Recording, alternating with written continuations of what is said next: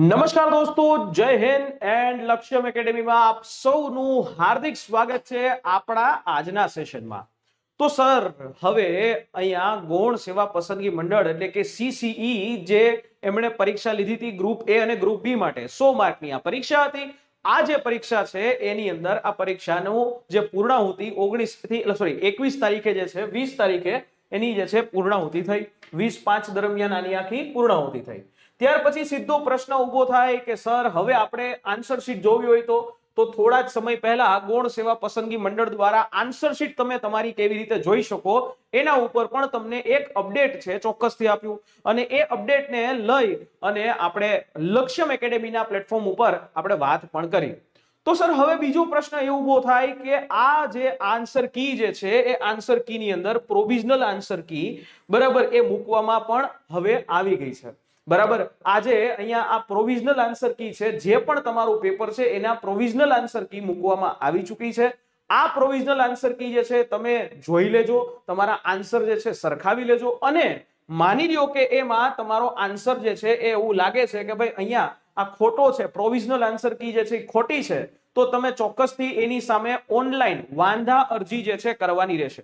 અહીંયા આ વિડીયોના નીચે ડિસ્ક્રિપ્શનની અંદર પણ મેં એ વિડીયોની લિંક તમને આપેલી છે, એના ઉપરથી જઈ અને તમે સીધા જે છે એ વાંધા અરજી જે છે ચોક્કસથી કરી શકો છો। તો દોસ્તો અહીંયા વાંધા અરજી જે છે તમે કેવી રીતે કરી શકો છો, તો દોસ્તો અહીંયા જેવું તમે ક્લિક કરશો એટલે અહીંયા અલાઉ કરીને એક બટન આવશે બરાબર। અલાઉ કરીને બટન કર્યું એટલે અહીંયા તમારે કન્ફર્મેશન નંબર, તમારો જે કન્ફર્મેશન નંબર છે એટલે કે તમારો જે એડમિટ કાર્ડ જે છે, જે તમારી હોલ ટિકિટ છે એ હોલ ટિકિટની ત્યાં તમે જોશો તો ત્યાં જે છે બારકોડની નીચે એક નંબર લખ્યો છે, એ નંબર જે છે તમારે અહીંયા નાખવાનો રહેશે। અહીંયા તમારી ડેટ ઓફ બર્થ નાખવાની અને આ કેપ્ચા કોડ ભરી અને તમારે જે પ્રશ્નની અંદર તમારે વાંધો છે એ વાંધા અરજી જે છે કરવાની રહેશે। દોસ્તો, લક્ષ્યમ એકેડેમીના પ્લેટફોર્મ પર આની પહેલા નીરવ સર દ્વારા 2 એવા સેશન પણ કરવામાં આવ્યા કે ભાઈ એમાં તમને એવું કહેવામાં આવ્યું કે તમને કયા ક્વેશ્ચનમાં વાંધો છે એ વાંધા માટેની એક અરજી કરવા માટે, એટલે એ કયા ક્વેશ્ચન તમને એવું લાગે છે કે ખોટા છે એના સ્ક્રીનશોટ તમારે એક હેલ્પલાઇન નંબર બહાર પાડવામાં આવી હતી અને એ હેલ્પલાઇન નંબરના માધ્યમથી તમે અમને ક્વેશ્ચન્સ પણ મોકલા અને એના અમે લાઈવ આવી અને એના આન્સર પણ આપ્યા। તમને હજી પણ એવું કે લાગે છે કે મારો આ ક્વેશ્ચન ખોટો છે તો તમે દોસ્તો એક આ અમારી જે હેલ્પલાઇન નંબર છે એ હેલ્પલાઇન નંબર એટલે કે સર અહીંયા 9429077607 આ જે હેલ્પલાઇન નંબર છે એના ઉપર તમે જઈ અને મારો સંપર્ક છે કરી શકો છો, એટલે કે અમારો સંપર્ક કરી શકો છો WhatsApp ના માધ્યમથી। તમને જે પ્રશ્નો ખોટા લાગે છે એ ખોટા લાગતા પ્રશ્નો છે એ તમારે અહીંયા આપવાના રહેશે અને એનું સોલ્યુશન જે છે અમે તમને આપી શકશું। તમને જે આવું લાગે છે કે આ પ્રશ્ન ખોટા છે ત્યાં તમે આવું વસ્તુ ચોક્કસથી કરી શકો છો અને વાંધા અરજી કરતી વખતે ખાસ આ બાબતનું ધ્યાન રાખવાનું કે જે આપણે ગણતરી કરશું એ ગણતરી તમારે સીધી તેમાં અપલોડ જે છે કરવાની રહેશે। તમને માની લો કે કોઈ ક્વેશ્ચનમાં એવી ક્વેરી છે તો સીધી જે છે એ ક્વેરી એ તમારે અપલોડ કરવાની રહેશે। હવે સૌથી મહત્વની વાત એ કે આની અંદર જે ક્વેશ્ચન આઈડી પ્રમાણે તમારે વાંધા અરજી છે સબમિટ કરવાની રહેશે। ઓકે, માની લો કે આ ક્વેશ્ચન છે તમારી રિસ્પોન્સ શીટનો, ઈ રિસ્પોન્સ શીટનો જ ક્વેશ્ચન જે છે આઈડી મુજબ તમારે કરવાનું રહેશે, એટલે પ્લસ કે તમારા જે કન્ફર્મેશન અરજી નંબર છે એના અંતર્ગત જ તમારે એ આખી વાંધા અરજી કરવાની રહેશે।